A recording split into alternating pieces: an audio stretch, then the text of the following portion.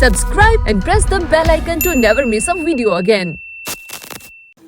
ये भारतीय जनता पार्टी लगातार 365 दिन चलने वाली पार्टी है और इस करके पार्टी इन्हां चुनावां दे अंदर जिन्हां कार्यकर्ता ने कमल दे निशान ते चुनाव लड़िया है उन्हां दे इस चुनाव दे अनुभव की रहे किस किस प्रकार उन्होंने चुनाव लड़िया और पंजाबियां ने पंजाब दे वोटरां ने दे ਹੁੰਗਾਰਾ ਜਿਹੜਾ ਹੈ और विशेष कोई चुनाव के अंदर उन्होंने अपना अनुभव है ਉਹਦੀ जानकारी ਜਿਹੜੀ है वो पार्टी ने उन्होंने को लेना शुरू की और ਹੁਣ तक ਜਿਹੜੀ लगभग अद्धे तो घट अजे कैंडिडेट बोल पाए ने ये साड़ी पार्टी च है कि हर एक नूं एक स्वतंत्रता हैगी है अपना अनुभव भी दसन दी अपने विचार दसन दी और इस चुनाव के अंदर जिस प्रकार उन्होंने ਹੁੰਗਾਰਾ मिलया है उसकी पूर्ण समीक्षा वो की जा रही है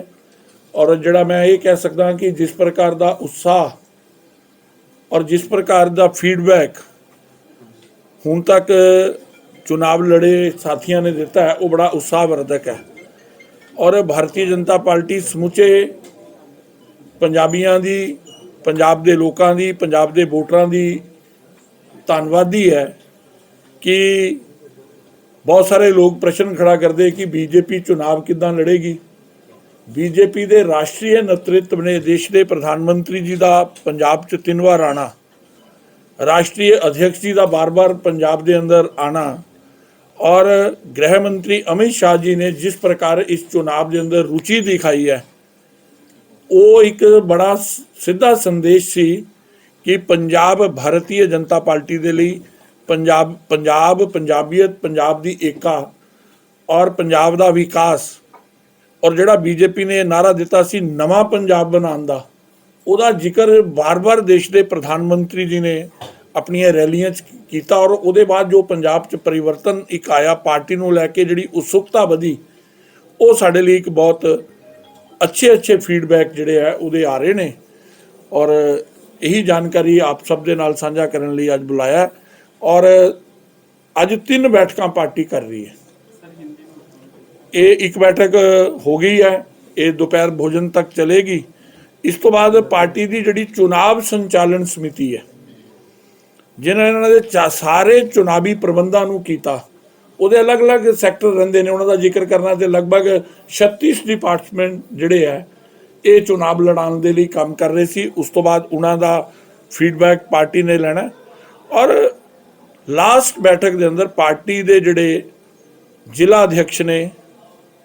और पार्टी के पदाधिकारी पार्टी के मोर्चों के अध्यक्ष और चुनाव समिति जिहड़ी पार्टी की है और 13 जिहड़े लोक सभा प्रभारी ने उन्हां दी बैठक लगभग 2 घंटे 3 बजे तो लैके 5 बजे तक वो चलन वाली है। ये सारे जिहड़े क्रम ने ये है कि एक चुनाव खत्म दूसरा चुनाव चालू ये अंदर संगठनात्मक समीक्षा भी होएगी राजनीतिक समीक्षा भी होएगी और पार्टी नूं एक नवा रस्ता भी मिलेगा क्योंकि 23 सीटां तो बाद पहली बार भारतीय जनता पार्टी ने सरकार बनाने लिए चुनाव लड़िया है इस करके अज दी बैठकां बड़ियां महत्वपूर्ण है बड़ा संतोषजनक है उत्साहवर्धक है और ताइयों मैं एक गल कही है ना कि पंजाब के लोगों ने पंजाबियों ने पंजाब के वोटरां ने जिस खुले मन दे नाल भारतीय जनता पार्टी दे जिहड़े प्रत्याशी सी जिहड़े कैंडीडेट सी उन्हां दा समर्थन किया वो साडा उत्साह वधाउण वाला और तुसी परिणाम तो 10 तरीक नूं आउणगे वो मैनूं लगदा कि बड़ी अनुकूलता आएगी परिणामां दे अंदर भी जिहड़ा फीडबैक है वो दिखेगा। ऐसा है कि पहली बात तो यह है कि रणनीति तो मैं आपको यहाँ नहीं बताऊंगा रणनीति ऐसा है कि अभी तो केवल क्योंकि 4-5 दिन दिए थे सबको कि जरा अपने चुनावी कार्यक्रमों से इतनी थकान के बाद जरा थोड़ा विश्रांति कर लें अभी तो उनकी विधानसभा को केंद्र बिंदु मानकर कहाँ कहाँ उनको क्या दिक्कत आई कहाँ उनको उत्साहवर्धक था अपनी जो हमारी पार्टी का एक संगठनात्मक ढांचे पे मेन ध्यान रहता है कितने बूथ थे कितने पे हम लोग हमारे पोलिंग एजेंट लगे ये सारा विस्तार से उस पर चर्चा हो रही है। ਇਹਦਾ ਮਤਲਬ ਕਿ ਉਹਨਾਂ ਦੇ ਕੈਂਡੀਡੇਟ ਵਿਚਾਰਿਕ ਦ੍ਰਿਸ਼ਟੀ ਨਾਲ ਪੁਸ਼ਟ ਨਹੀਂ ਹੈਗੇ, ਜਿਨ੍ਹਾਂ 'ਤੇ ਉਹਨਾਂ ਨੂੰ ਵਿਸ਼ਵਾਸ ਹੀ ਨਹੀਂ ਹੈਗਾ। ਇਹ ਉਹਨਾਂ ਲਈ ਇਹ ਉਹਨਾਂ ਨੂੰ सोचना चाहिए।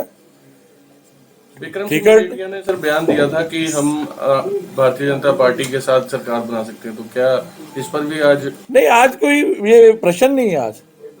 मेरे को लगता है कि हम चुनाव जो लड़ा है बीजेपी ने, सरकार बनाने के लिए चुनाव लड़ा अपने सहयोगियों के साथ, सरकार बना और हम सरकार बनाएंगे। ऐसा है कि इस विषय के ऊपर भारतीय जनता पार्टी अलग से एक प्रेस कॉन्फ्रेंस भी करेगी, केंद्र के पूरे संपर्क में है और मैं पूरे पंजाब को केवल आज इतना कह सकता हूं कि इसका समाधान पंजाब के हितों को ध्यान में रखकर बहुत जल्दी पंजाब बीजेपी अपने केंद्रीय नेतृत्व के साथ मिलकर निकालेगी। कांग्रेस कभी भी जब देश आपदा में आता है या देश पे कोई संकट आता है, कांग्रेस हमेशा बंकर में चली जाती है। लेकिन देश के प्रधानमंत्री नरेंद्र भाई मोदी जी ने जिस प्रकार पंजाब चिंता की है, और आपने देखा होगा कि भारतीय जनता पार्टी पंजाब ने भी सबसे पहले हेल्पलाइन नंबर जो है वो अपने दिए और अपनी कमेटी बनाई, और अपने लोग जो यूक्रेन से हमारे विद्यार्थी पंजाब में आ रहे हैं, आप हमारी फेसबुक वगैरह देख रहे हैं, उनको हमारे जो कार्यकर्ता हैं, हमारे नेता हैं, उनसे मिलने भी जा रहे हैं। और जो फीडबैक हमको पंजाब से मिल रहा है कि कौन कौन कहाँ है, उसकी जानकारी ऊपर भी दी जा रही है। और देश के प्रधानमंत्री 4 दिन में कोई दिन ऐसा नहीं है कि हाई लेवल बैठकें जो अपना एक भी देशवासी वहाँ नहीं रहना चाहिए उसको लेकर कितने संवेदनशील हैं वो सबको दिख रहा है। हमारे मंत्री वहाँ तक गए हुए हैं, अलग अलग देशों में भेजे हैं कि ये केवल नरेंद्र भाई मोदी कर सकते हैं। और ये एक बार नहीं, उन्होंने अनेक बार बताया, ये प्रकट किया है और सब लोगों को इसकी जानकारी मिली है कि जब जब